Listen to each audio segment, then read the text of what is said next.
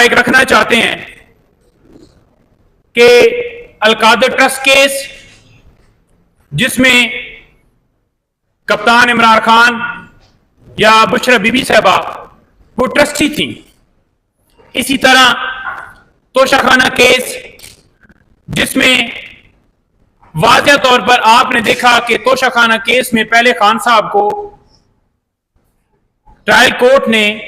district court ने सजा सुनाई और उन्हें जिस तरह से चंद मिनटों के अंदर,